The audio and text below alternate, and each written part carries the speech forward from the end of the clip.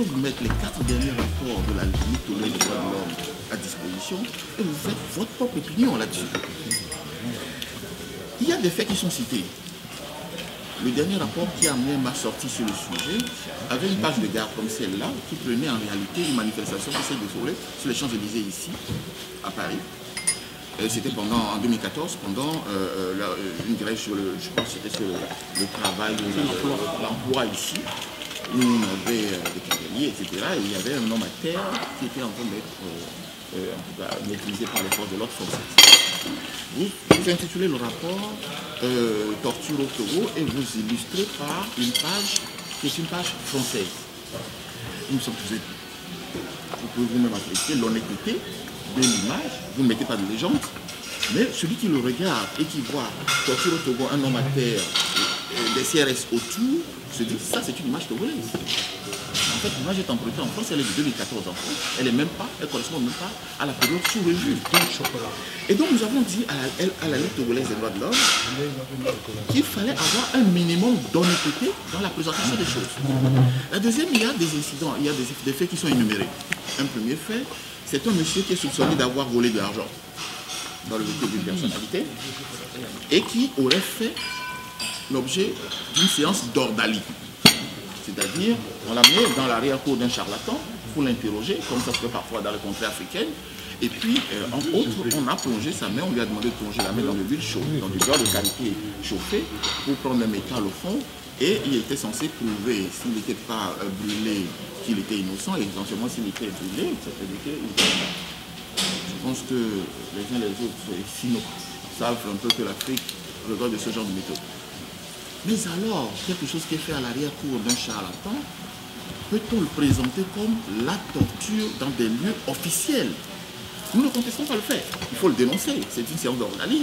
Il y a manifestement, on a infligé une douleur à quelqu'un. Nous ne le contestons pas. Mais c'est fait entre gens qui se soupçonnent. Il n'y a aucun officiel dans cette démarche-là. Elle n'est pas faite dans un lieu public, elle n'est pas faite dans un commissariat de police, elle n'est pas faite dans une institution. Mais pourquoi l'intituler torture dans un lieu public? Et il me semble que ça, c'est un mensonge. Ce n'est pas simplement un détournement des faits ou une mauvaise présentation des faits, c'est un véritable mensonge.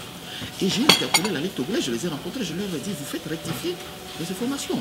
Nous ne disons pas qu'il ne faut pas dire qu'il y a eu une séance d'ordalie, dites, il y a une séance d'ordalie, mais ne dites pas que ça a été fait dans un lieu public. Ce n'est pas un lieu public, parce que, en fait, pour le rapprocher, pourquoi ils utilisent ces termes? Parce que pour le rapprocher à la Convention contre la torture et imputer la responsabilité au Togo devant le comité contre la torture, il faut bien démontrer que ça a été fait dans un lieu public ou par des institutions publiques.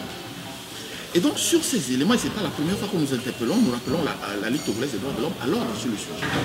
Et je leur ai dit, si votre prochain rapport est toujours sur le même ton où vous détournez les faits, alors nous allons prendre des mesures. Le mot que j'ai utilisé s'appelle, c'est des mesures. Je dis encore une fois, je n'ai pas donné la nature des mesures. Et ils ont crié au loup en disant, oh là là, on va nous interdire. Je n'ai jamais utilisé ce terme. Mais je vais vous affirmer une chose, si le prochain rapport vient, naturellement, je vais à ce moment-là les interdire puisque c'est ce qu'ils souhaitent. Et ça, je vais demander dissolution judiciaire. Je vous l'affirme aujourd'hui pour l'écrire. S'ils reprennent la même méthode, et j'ai écrit à Genève pour leur dire ça, j'applique toutes les organisations togolaises pour leur dire ça, si la Ligue togolaise des droits de l'homme le change, je vais demander personnellement une dissolution judiciaire. Mais pourquoi je fais ça? Je vais vous expliquer pourquoi. Nous sommes en train d'adopter au Togo aujourd'hui une loi sur la protection des défenseurs des droits de l'homme.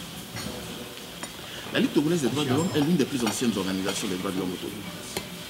Et il me semble que si elle donne le mauvais exemple par ce méthode, elle va corrompre toutes les autres organisations naissantes. Quand on est ancien, qu'on a de l'expérience, il faut diffuser les bonnes pratiques, pas les mauvaises. Et si la Ligue togolaise des droits de l'homme, nous commençons à être tolérants, indulgents sur ce genre de méthode, toutes les autres organisations vont le faire.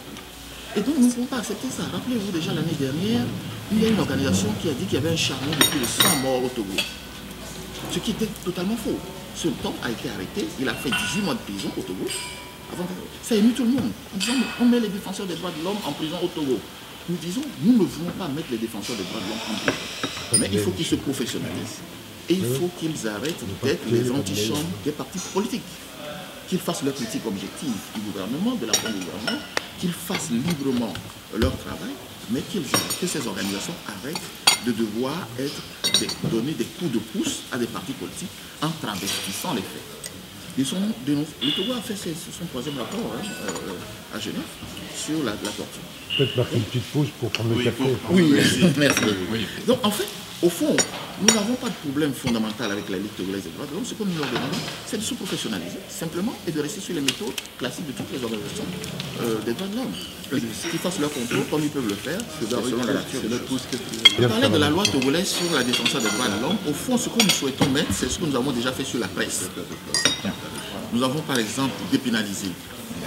Au Togo, nous avons un code de la presse qui est apprécié de tous, hein. Je crois qu'on peut vérifier cela. Et nous avons dépénalisé les délits de presse. Au Togo, on ne met plus de journalistes en prison depuis des années. C'est une volonté politique qui a été exprimée, qui nous appliquons. Et nous souhaitons faire la même chose au niveau des droits de l'homme. Pour toutes les organisations des droits de l'homme, créer exactement les mêmes conditions que la presse. Et j'avais estimé que le mode de fonctionnement des journalistes était un mode aujourd'hui qu'on pouvait copier. Par exemple, chez nous au Togo, nous avons les patrons de presse, nous avons un observatoire des médias et qui ont une sorte de tribunal des pairs. Quand un journaliste commet une faute professionnelle, il est d'abord appelé par ses pairs. Le gouvernement ne se mêle pas de ça, aucune institution publique ne s'en mêle. Ils lui font les observations qu'ils ont à faire, ils lui donnent un avertissement, un blâme, etc. Et puis ils suivent comment ce média fonctionne. Et nous avons estimé que c'était un très bon fonctionnement que nous pouvions reporter sur les organisations des droits de l'homme, c'est-à-dire demander aujourd'hui d'avoir un tribunal de paix lorsque une organisation, un défenseur des droits de l'homme commettait une faute professionnelle, et que ce soit entre une organisation que le reproche lui était fait. Si la Ligue togolaise des droits de l'homme, si nous ne les rappelons pas à l'ordre, naturellement nous craignons qu'il y ait une sorte de contagion globale des autres organisations et qu'à partir de ce moment, un tribunal des pairs dans lequel eux seraient patrons ne fonctionne pas normalement. Donc voilà le sens de notre interpellation de la Ligue togolaise des droits de l'homme, mais il n'a jamais été question de les dissoudre. Mais je dis encore une fois de plus, s'ils persistent dans cette voie, nous serons obligés d'arriver à cette mesure-là que je ne souhaite franchement pas.